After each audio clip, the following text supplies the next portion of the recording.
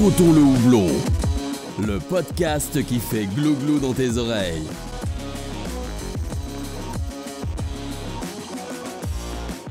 Salut à tous, c'est Alex du podcast Sirotons le houblon. Aujourd'hui, je suis en direct du festival Nantes sous pression et je suis accompagné de Xavier, qui est brasseur, fondateur de la brasserie L'Apaisé en Suisse. Salut Xavier. Salut Alex.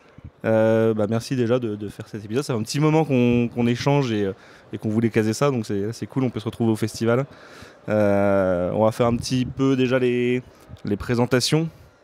Qu'est-ce que c'est la brasserie L'Apaisé ? Comment la brasserie est née ? Alors merci pour l'invite.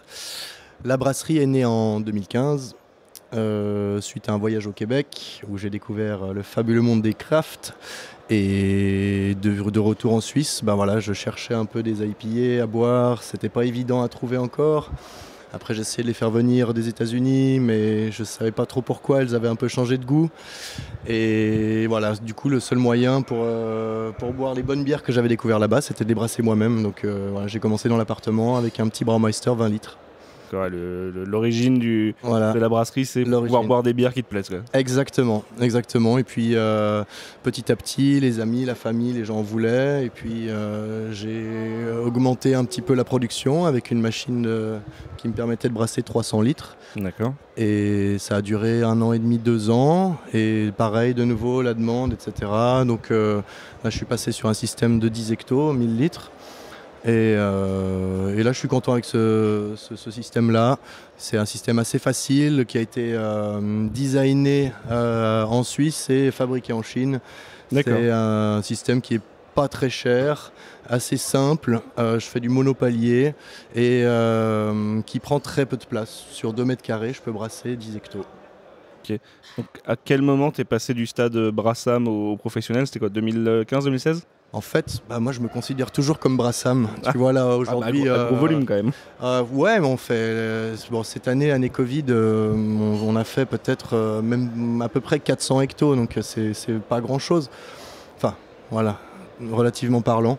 Et donc voilà, on fait encore beaucoup d'expérimental, on reste Brassam. Et puis la transition, elle s'est faite vraiment très très naturellement, petit à petit, donc il n'y a pas eu de changement. Ok. À part le fait d'avoir... au début, j'ai utilisé mon ancienne boîte d'informatique, une SARL, et j'ai changé un peu les statuts de la boîte pour intégrer la production de bière dedans. Donc les buts, c'était développement de logiciels, fabrication de circuits électroniques, et j'ai rajouté et de bière. Et donc voilà, original du coup. Fait, petit à petit. Et après, alors quand même, effectivement, il y a un changement, c'est qu'après j'ai monté une SA, l'Apaisé SA. Okay. Et puis ça m'a permis, avec 200 000 francs de capital, francs suisses, à peu près 180 000 euros, d'acheter du matériel, des fermenteurs, et puis de lancer un petit peu l'aventure un petit peu plus grande. Ok. Il y a un truc que tu as évoqué, ça faisait partie des questions que je m'étais préparé. Parce que j'avais remonté un petit peu tout le compte Instagram de l'Apaisé pour voir le contenu, comment c'était, quand ça avait démarré et comment c'était né.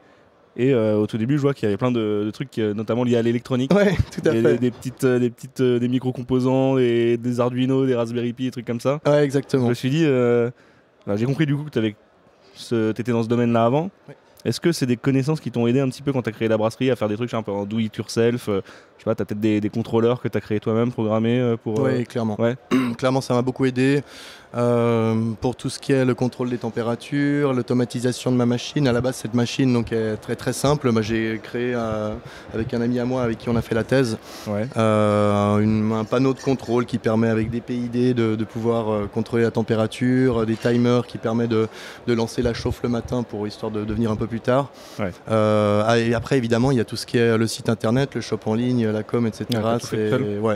Sur mon site, j'accepte des crypto-monnaies par exemple. Enfin, c'est des petites choses qui m'aident un peu pour la brasserie. Ouais. Cool.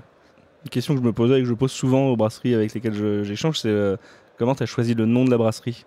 Quel est le sens derrière l'Apaisé ? C'est une contrepétrie, bière L'Apaisé.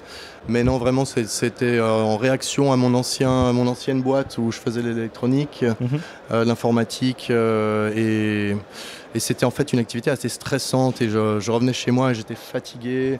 mais une mauvaise fatigue, une fatigue qui n'était pas physique, tu vois, parce que j'étais resté derrière l'écran mentale et et du coup, il me fallait une activité apaisante, plus créative.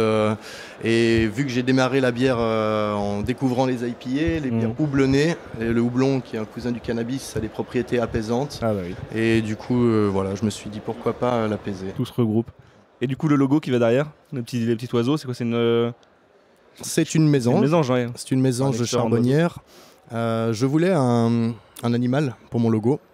J'ai cherché des animaux locaux de Genève, des poissons, différentes choses. Et puis au final, c'est vrai que chez mes parents, j'avais la chance d'avoir un jardin et de voir ces mésanges qui me fascinaient pas mal et que je vois de moins en moins. Et je me suis dit, bah tiens, on va les voir de plus en plus sur mes étiquettes. Et du coup, pourquoi sur tes t-shirts, c'est une mésange qui éructe? En fait, les gens ne comprenaient pas vraiment le lien entre la mésange et la bière. Du coup, je me suis dit, si je rajoute un petit phylactère qui fait burp, et ben voilà, on verra un peu plus le lien. Quand je regardais je crois que c'est sur le compte Instagram, dans la description du compte Instagram, il y a marqué que tu brasses des clean and wild ales. Donc si on regarde un petit peu tout ce que tu produis comme bière, c'est vrai que dans ta gamme, il y a un peu deux univers complètement différents. D'un côté, tu as pas mal de bières, on va dire, plus classiques, traditionnelles. Il y a beaucoup notamment de dérivés d'IPA. Black IPA, t'as une IPA fumée si je dis pas de bêtises, ce genre de choses. Et de l'autre côté, on est sur des grosses wild ale barriquées, des fermentations sauvages. Pourquoi il n'y a pas un entre-deux? Je sais pas, comment ça s'est créé cette gamme? Alors bon, évidemment, comme la plupart des brasseurs, on fait les bières qu'on a envie de boire. Donc quand j'ai découvert les IPA, je me suis dit waouh, c'est ça que j'aime, c'est ça qu'il faut que je brasse. Ensuite, un petit tour à Bruxelles, chez Cantillon, découvert les bières acidulées, acides, et voilà, c'était aussi de nouveau un beau déclic, et je me suis dit voilà, ça c'est vraiment ce que j'ai envie de brasser. Et voilà, donc on fait à peu près 50% de la production des bières clean, comme tu dis, type IPA, donc ça part de la Session IPA, une Pale Ale, une Black IPA, une Smoked IPA, une Double IPA, là on a une West Coast Triple IPA, on a une New England IPA. Je crois que je les ai toutes faites. Et effectivement, donc ça c'est la gamme classique qu'on fait régulièrement. Et à côté, on fait que des bières éphémères, toutes élevées en barrique, fermentation mixte. Ouais. Et même, tu as aussi des stouts. C'est vrai, Stout, mais au final qui sont barriqués. Quelques Imperial Stout qui sont barriqués. T'as un stout classique ou non? On a barriqué à chaque fois. On a notre Black IPA, mais sinon les stouts sont généralement barriqués. J'ai pas beaucoup de barriques de spiritueux. J'ai du bourbon et des whisky Scotch whisky de Islay, donc bien tourbé, bien iodé. Ouais, j'avais goûté ça, c'était vraiment très très cool. Le Black, l'Imperial Stout bourbon, non. Islay, la mouse tourbée. Mouse tourbée, exactement. Merci, j'avais déjà oublié. C'était assez incroyable. D'ailleurs, on en parlait quand tu as fait le TTO là avant-hier. Ta base d'Imperial Stout, tu as 18 maltes différents. Oui, ça c'est Gunther de ex-Popin Prism qui m'avait donné ce conseil. Il m'a dit écoute, si tu veux un Imperial Stout bien riche, bien complexe, balance plein de maltes, ça aide. Et effectivement, j'en ai mis 18, c'est ce que j'avais en stock, et principalement des maltes dehust, donc où on a enlevé la coquille pour ne pas avoir trop d'astringence, d'amertume. Oui, c'est vrai que pour le coup, ton Imperial Stout, là, en tout cas celui qu'on a bu vendredi, c'était le Bourbon. C'était très riche, très épais, très liquoreux. Et en même temps, c'était très doux pour un Imperial Stout. Je trouve bon, après, la barrique travaille un peu là-dessus, mais on n'avait pas un côté trop café, astringent, amer qu'on peut avoir sur certains stouts. C'était quand même beaucoup plus voluptueux. Alors qu'il y a énormément de malt noir. Je pense que si on la dilue avec 50% d'eau, elle va rester noire de plus noire. Pour moi, il faut qu'elle soit vraiment noire. Et effectivement, il n'y a pas d'adjuncts, pas de lactose, pas de maltodextrine. C'est juste double empâtage. Énormément de malt. Voilà.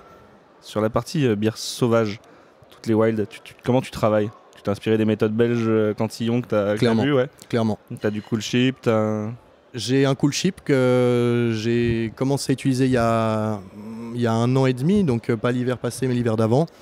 J'ai pas encore goûté, c'est en barrique. Donc tout ce qui sort actuellement, tout ce qui sort, c'est de la fermentation mixte qui est travaillée avec un mélange de levures qui commence à devenir un peu la levure de la brasserie, mais à la base, je suis parti soit de pitch que j'achetais chez les différentes entreprises qui fournissent ça, soit j'ai fait pas mal en utilisant des dregs. Donc ça, c'est vraiment le côté Brassam où c'est génial parce qu'on achète une gueuse et on peut la boire et on garde juste le fond et après on multiplie ça dans un airline sur un agitateur. Alors évidemment, ça va changer la proportion, la population, mais ça donne une base. Voilà, vu qu'on n'a pas la flore du Pajottenland, j'ai essayé de l'importer à travers les bouteilles de gueuse, que ce soit Cantillon, Trois Fontaines, Tilquin, De Cam, etc. Il y a des trucs qui, mine de rien, sont assez proches dans ce que tu fais par rapport à certaines belges, notamment, je pense à le nom m'échappe, la Vénérable. La Vénérable, oui, et ça c'est une collaboration avec Brasserie Trois Dames. Ouais. Donc pour la petite histoire, c'est pas les bières que j'ai brassées moi, c'est des bières qui ont été brassées par la Brasserie des Trois Dames, qui malheureusement n'existe plus. Et donc à l'époque, je crois, où il y avait Jordan Keepers, Jester King. Et donc à un moment donné, Raphaël m'a appelé pour m'occuper un petit peu de ses barriques, pour voir... pour un peu suivre, et donc j'ai fait un peu une sélection, et donc là où j'ai apporté ma touche, c'est l'assemblage, la sélection des barriques, l'assemblage. Donc c'est 5 barriques différentes qui étaient toutes assez très expressives, pas forcément buvables comme ça tel quel, mais le blend fait que donc ces 5 barriques entre 2 et 5 ans, ça donne quelque chose d'assez complexe. On a le bois, on a la cave, on a le funk. Je sais pas si tu construis ta gamme d'une certaine manière sur tes wild, mais là actuellement t'as des bières un peu comme la Vénérable, un peu plus typée gueuse, si on peut dire ça comme ça. T'as des bières aux fruits, on a les Prunus Persica, c'est à la Reum et Reum à la rhubarbe. Ouais. Et après t'as d'autres bières un peu plus typées.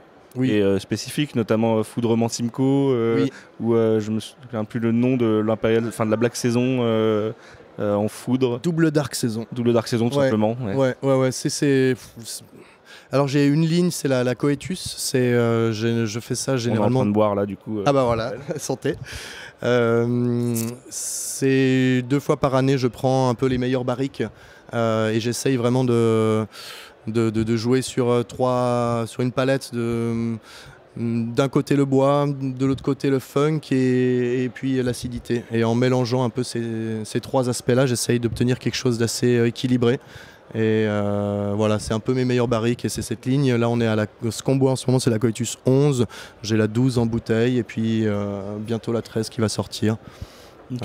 Voilà. Les autres, je laisse vraiment parler les barriques. Donc là, j'ai une petite centaine de barriques, 7 foudres de 25 hectos. Et donc, je goûte une fois par mois, une fois tous les 2 mois. Je tire le clou et puis en goûtant les bières, ça me donne des idées. Et après, en fonction des saisons, j'utilise des fois des fruits. Ouais.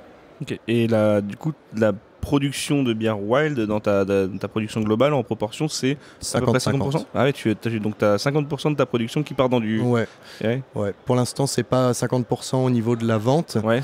C'est un peu plus confidentiel comme style. Donc, mais voilà, pour l'instant, les barriques, je commence à avoir un tournus. Ouais. Et moi, si je m'écoutais, je ferais que ça.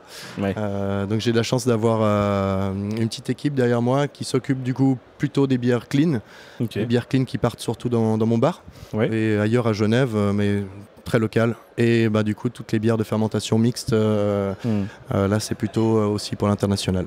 Ouais. Tu parlais tout à l'heure du nombre de barriques et de foudres que tu avais. Oui. Je pense que c'est sur ton site que j'ai vu ça. Tu as un chai qui est dans une grotte. J'avais un chai qui était dans une grotte. C'est fini ? C'est fini, malheureusement. On s'est fait mettre dehors. On est sur un nouveau projet. D'accord. C'est pas encore abouti. J'espère pouvoir emménager dans un ancien réservoir d'eau de 1200 mètres carrés avec plusieurs amis. Il y en a qui vont faire de l'élevage de fromage, de charcuterie. Il y en a qui vont faire de la lactofermentation. Un ami avec qui je travaille qui est myciculteur, donc qui cultive du champignon, principalement du pleurote. On s'est mis ensemble déjà depuis plusieurs années dans ma brasserie parce que voilà, je produis à peu près 1 tonne de drèche par semaine. Ah oui. Et donc c'est beaucoup de déchets. Et donc lui, il se sert de ces drèches, donc le malt, le malt utilisé, il s'en sert comme substrat pour faire pousser ces pleurotes. Donc là-dedans, il y aura aussi justement la culture de champignons. Qu'est-ce qu'il y aura d'autre? La culture hors sol d'endives, qui ne nécessite pas beaucoup de lumière. Et évidemment les barriques. D'accord, et donc la grotte malheureusement est terminée, mais ça t'apportait quoi d'avoir des barriques dans une grotte? C'était Alors, un lieu de stockage cool ou est-ce que t'avais un avantage autre pour Instagram, c'est chouette, ça fait des belles photos. Non, vraiment, au début, j'avais un peu peur. Je me suis dit, tiens, je vais faire surtout du wild lager ou quelque chose comme ça, parce que la température aussi entre 14 et 15 degrés toute l'année, avec une belle humidité. Et au final, c'était vraiment, vraiment top pour les barriques. Je pense que c'est important d'avoir cette stabilité dans la température. Je houille jamais les barriques. Avec ça, avec ces températures constantes, j'ai l'impression qu'il n'y a pas trop d'acétique qui se développe. Il y a énormément de moisissures qui sortent, qui se développent à l'extérieur de la barrique, mais à l'intérieur, ça reste pas mal. Ouais. Bon bah cool. Tu t'évoquais quand tu parlais de tes bières clean que c'est quelque chose que tu vendais beaucoup donc à Genève et dans ton bar. Oui. Donc t'as un bar, t'as un taproom, c'est ça? J'ai une taproom et un bar. Ah, t'as le bar à la brasserie? J'ai le bar. Non, t'as le taproom à la brasserie et t'as après un bar. Non, c'est 3 lieux différents. Waouh. J'ai la brasserie assez au centre-ville, le bar encore plus au centre-ville. D'accord. Et ta petite taproom dans une vieille école un peu à l'extérieur. D'accord. Le bar, en fait, on l'a monté en décembre 2019 avec 2 autres associés, Thomas et Léon. Et voilà, depuis. Donc on a ouvert en décembre 2019, ça marchait super bien. On sortait à peu près 7000 litres par mois de bière pression. Dont 5000 de ma bière, donc grosso modo la totalité de ma production. Ta prod de tourner là-bas. Et 3 mois plus tard, voilà, un petit accident de parcours. Voilà, et j'espère qu'on va bientôt en sortir.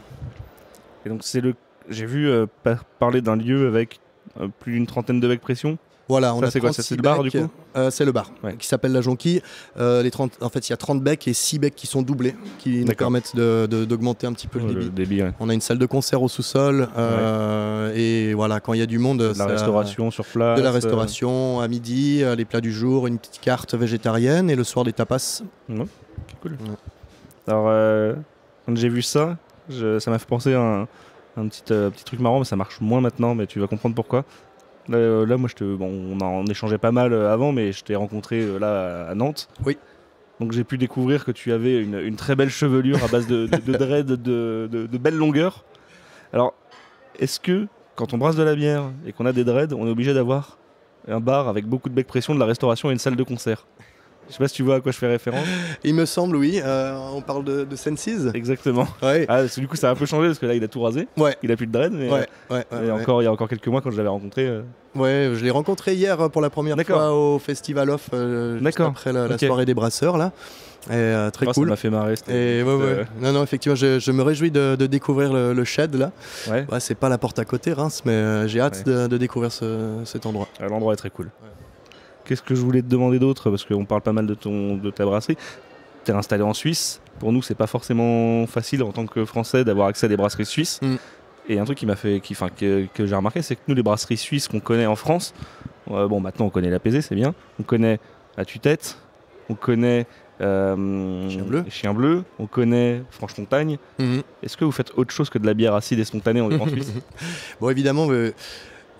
En France, vous connaissez plutôt les bières de fermentation mixte, les bières sour, parce que c'est ce qui s'exporte. On fait évidemment des bières classiques, mais voilà, on n'est pas encore au top du top pour tout ce qui est bière houblonnée.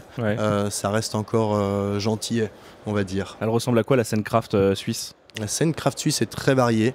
La Suisse, c'est 4 langues, c'est des cultures différentes, donc c'est très très varié. On peut avoir des bières avec beaucoup de raisins dans les cantons au sud de cette ceinture de la bière. Donc les cantons comme le Tessin et le Valais, là on a pas mal de raisins. Au nord, dans les cantons alémaniques, on va se rapprocher peut-être plus des bières typées Reinheitsgebot. C'est très varié, on a un peu de tout. D'accord. Et toi, en tant que brasseur, consommateur de bière suisse, tu penses quoi de la scène craft française? La scène craft française, elle explose bien en ce moment. Ça fait vraiment plaisir de voir Il y a des gros acteurs. Moi, j'aime beaucoup la débauche, qui pour moi fait partie vraiment des premiers. J'ai la chance d'être juste à côté, d'habiter à 15 minutes de la brasserie de Mickaël, du Mont-Salève. Ouais. Et donc, pour moi, ça c'était vraiment un super exemple. Et il m'a beaucoup aidé. Il était vraiment très chouette avec moi quand je suis venu le voir, lui poser des questions en tant que brassam. Et après, il y a une vague qui est arrivée avec les Piggy, avec Popin, etc. Et puis maintenant, il y a encore les nouveaux qui arrivent, etc. C'est génial, c'est vraiment cool. Justement, dans ton ancienne émission, là, le 90 BPM, 90, pardon. Ah oui, ils vont pas comprendre mes auditeurs. Non, c'est très chouette, c'est vraiment cool, ça bouge bien et ça va dans la bonne direction. Il y a des trucs qui t'ont plu là sur le salon? Il y a pas mal de trucs qui m'ont plu. Malheureusement, t'as pas trop eu le temps de faire le tour. J'ai pas eu trop le temps de faire le tour. Aujourd'hui, un peu la gueule de bois, donc c'est difficile. Mais le deuxième jour est plus compliqué, même troisième du coup là. Ouais. Non, là, le petit coup de cœur, là, c'était pour la bière de Günther, là, comment elle s'appelle, Bath Salts, un truc comme ça, sel de bain, un truc comme ça. Okay. Donc c'est une DIPA DDH, un truc, mais très propre. Vraiment, j'ai rarement bu des bières où il y a autant d'expression de houblon sans avoir de polyphénol comme ça. C'est beau. J'aimerais bien faire la même chose. Ouais. D'ailleurs, toi, ce que tu vends en majorité à la brasserie, donc tu m'as dit c'est tout ce qui est houblon et compagnie. Oui. Ça marche bien sur tes taprooms et sur ton bar Oui, ça marche pas mal. On a un bon tournus. Oui. Ouais. Un public réceptif sur Genève pour ce genre de bière. Ouais, tout à fait. Ouais. T'as de la demande pour d'autres styles? Écoute, de plus en plus de fermentation mixte. Je vois dans mon bar, peut-être c'était... Au début, c'était peut-être 5% des ventes, mes bières de fermentation mixte, et maintenant, on est peut-être passé à 15%. Donc, je vois que, en un an, non, c'est sur des bières avec des profils quand même très typés, donc c'est pas forcément le truc le plus facile à vendre. Et donc ça, c'est ce que toi, du coup, tu me disais que tu exportes le plus. T'exportes d'ailleurs tes bières houblonnées ou non, la gamme? Non, pas du tout. Non. Tout ce qui est clean, j'exporte pas parce que voilà, j'ai pas forcément le niveau par rapport à d'autres internationales. Tu vois, je vais pas exporter en Angleterre, aux États-Unis de la NEIPA, mais et surtout ça voyage pas bien. Et puis pour moi, ça a pas de sens d'envoyer de la bière réfrigérée en avion, en keg, des choses comme ça. Donc tout ce que j'exporte, c'est de la bouteille 75 de fermentation mixte qui a en tout cas 10 ans de DLUO. Voilà, et qui n'a pas besoin de se conserver au froid. Donc, du coup, nous en France, si jamais on veut retrouver tes bières de fermentation mixte et toutes tes wild, t'es vendu sur 2 points. Je sais pas si ça a changé depuis, mais je sais pas s'ils en ont encore. Il y avait la Birothèque, exactement, à Toulouse, et le Craft Beer Lab en région parisienne à Versailles qui en avait aussi. Ouais. Exactement. Je sais pas s'il leur reste de stock aux deux, mais peut-être bientôt à Nantes. Là, on est en discussion avec quelques personnes, mais voilà, c'est de temps en temps quand il y a un client qui veut prendre une palette pour son shop ou voilà 2-3 personnes qui se mettent ensemble pour prendre la palette, ça c'est faisable. Sinon il faut passer à Genève, il faut venir dire coucou. Ouais, donc ça c'est pour tous les auditeurs suisses ou qui sont frontaliers, on peut passer de voir de boire des bonnes bières. Ouais, exactement. D'ailleurs tu fais de la vente toi à la brasserie, tu as un shop aussi? Oui, je fais de la vente en direct à la brasserie. Puis à la taproom aussi. Et le bar, on vend pas de bouteilles pour l'instant, pas de canne, c'est juste la pression. Par contre, on peut venir avec son growler, sa bouteille plastique, et on peut remplir pour aller profiter de la bière au bord du lac. On va partir avec un petit growler de Coetus. Voilà. Ça fait rêver. J'avais pas préparé beaucoup d'autres questions. Je sais pas si toi tu as des trucs que tu aimerais rajouter, tu aimerais développer. Désolé, c'est pas le meilleur jour aujourd'hui là. Ouais, non, mais on est tous un peu effondrés là. Ouais, c'est clair. C'est clair. Non, vraiment, c'est du coup Nantes, ville magnifique. Première fois que je viens. Très très chouette. T'avais fait d'autres fests déjà en France ou... On a fait d'autres fests. Oui. Qu'est-ce qu'on a fait? Le Lyon, LBF plusieurs années. Paris, on a fait une fois un TTO dans le cadre du Paris Beer Week. Okay. Et puis c'était Hoppy Corner. Ouais. Et sinon, je me suis baladé un petit peu faire quelques TTO à gauche à droite, à Montpellier, chez Stéphane là, du Darts. Là c'est très dangereux. On finit toujours très tard et très mal. Mais quoi d'autre non, c'est à peu près tout. Ouais. Là, tu me dis que tu as fait des events un peu partout en fait en France déjà. Ouais. Pourtant, tu n'étais pas vraiment distribué avant. Non. Non, Non. déjà là c'est C'était assez vraiment, confidentiel, mais avant ça déjà c'était encore moins distribué. Ouais, c'est à Ouais. travers les festivals Lyon principalement.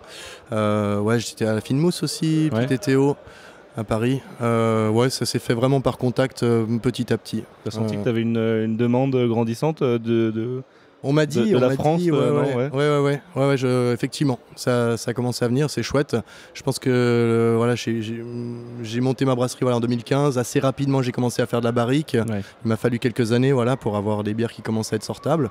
Et je suis content d'avoir fait ce choix assez rapidement. Et puis du coup d'être un petit peu en avance comme ça par rapport à ce qui se fait en France, où ça vient maintenant pas mal. Et ouais, ça fait vraiment plaisir de voir ça. Tu t'es critique à quel point sur tes bières? Je suis assez critique. J'essaye d'être très critique. Pour moi, je m'inspire pas mal d'une brasserie que j'affectionne beaucoup. Pour moi, la meilleure brasserie au monde, Oval, Ouais. en Gaspésie. Et voilà, en discutant avec Ben, je vois que pour lui, il est intransigeant. Voilà, chaque fois qu'il y a une décision à faire, même si ça implique des coûts supplémentaires ou du temps supplémentaire, il faut sortir le truc le plus parfait possible. Ça t'est arrivé d'avoir des produits dont tu n'étais pas satisfait? Ça m'est arrivé effectivement. Alors souvent on renomme le style par exemple. Okay. Ou alors des bières clean qui partent un peu en couille, on les met en barrique avec de la brette, et puis on se dit peut-être que dans un an ou deux ça donnera quelque chose de bien. Et puis si ça donne pas quelque chose de bien, après on peut en faire du vinaigre ou on peut le distiller. Enfin, j'essaye toujours de sauver un peu, de récupérer. Mais voilà, il faut savoir jeter aussi quand c'est pas bon, ça c'est sûr. Et typiquement, quand tu as une bière qui est pas terrible, il faut pas se dire qu'en la blendant ça passera, parce que non, ça marche pas, quoi. Et donc généralement quand je fais mes blends, je fais les mêmes blends plusieurs jours de suite pour être sûr que voilà, mon palais, en fonction du moment de la journée ou des jours, je sois vraiment content. J'aime bien aussi laisser le blend à l'air dans le verre comme ça, une demi-heure, une heure, voir comment il évolue.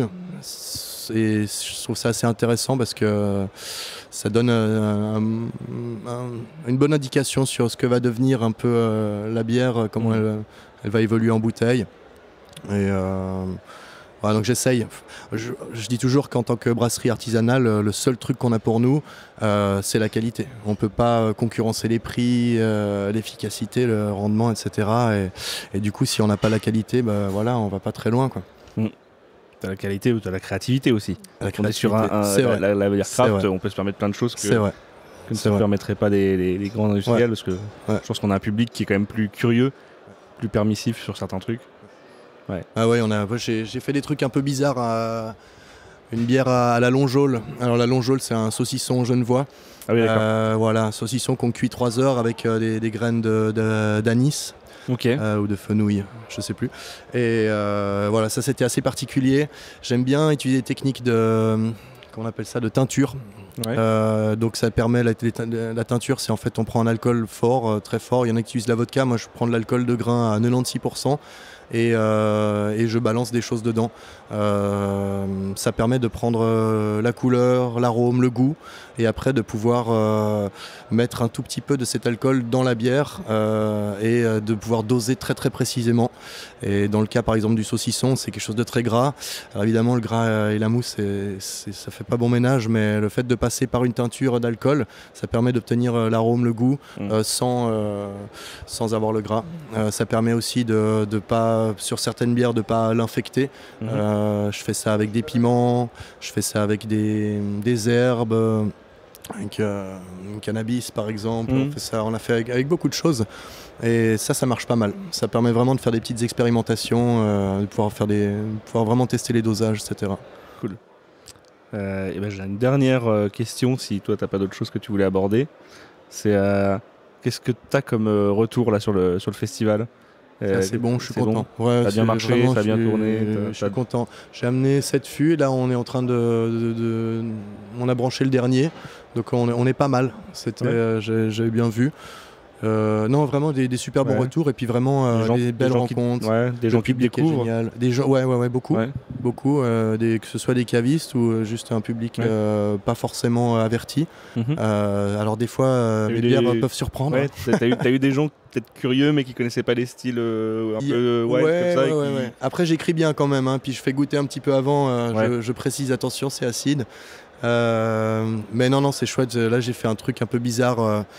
Où quand j'ai entendu parler d'un style qui s'appelle pastry sour, par exemple, pour moi c'était une hérésie, moi qui fais vieillir mes bières 2, 3, 4 ans pour que vraiment on n'ait plus du tout de sucre résiduel. Je ne comprenais pas du tout voilà, de rajouter du lactose ou de la maltodextrine ou voilà, sucrer ces sour, pour moi c'était absurde. Et du coup, pour le festival, j'ai sorti un pastry sour. J'ai eu l'idée le jour du départ, donc je prenais mes fûts pour les mettre dans le camion pour partir avec, et j'avais un fût de Coetus 11 qui était un poil entamé, donc c'était un fût de Brassam, les corny keg, soda keg, et il manquait 2 litres, puis là j'avais de la purée de framboise, mais de la purée concentrée, clarifiée, un truc très très costaud, et je me suis dit bah tiens allez on va balancer tout ça dans le fût. La bière était à 0 g par litre de sucre, on est passé tout à coup à 45 g de sucre par litre, et ça donne un machin hyper framboise, hyper acide, hyper sucré, genre hyper tout, une bière de festival. Ouais. C'était une bière que j'avais découvert au MBCC, donc à Copenhague Festival, une bière de Mikkeller qui était au cassis, un truc genre triple sour, cassis quelque chose, et ça m'a vraiment marqué. Et je me suis dit bah tiens, je vais essayer de faire une petite bière qui va marquer les esprits. Et voilà. Ça a marché. Ça a pas mal Moi, marché. j'ai goûté, Gunther c'est vrai m'a que dit c'était c'est la bière du surprenant, festival. Ah ouais. Mais non, ouais, c'est vraiment un petit délire, voilà, pour rigoler. Je pense que c'est la première et la dernière pastry sour que On a eu une exclue sur le festival du coup. Ouais. Ah ouais, génial. Bah, merci beaucoup d'avoir pris un petit peu de temps là, Merci, Alex. en cette journée difficile de fin de festival. On va aller se reposer maintenant. Ouais, je vais essayer de finir quand même de goûter des trucs que j'ai pas encore pu goûter, mais c'est plein de belles choses mine de rien sur ce fest. Ouais, Et c'est cool. C'est vraiment cool. J'ai envie de goûter plein de choses, mais j'ai encore 8 heures de route à faire là, Ah ouais. ce soir. Donc, Et ça t'enchaîne en plus ce soir. Voilà. ouais. Bon, j'ai un bus VV, donc l'avantage c'est que je peux dormir quand je veux dedans dès que je suis un peu fatigué. Et puis on reprendra la route demain. Ok. Ouais. Bon bah merci beaucoup de ton accueil. Merci à toi. Et pour les bonnes bières aussi, hein, quand même. Et bah à bientôt j'espère. Hein. C'était À cool de bientôt. t'avoir sur le festival. Yes, ciao ciao. Salut.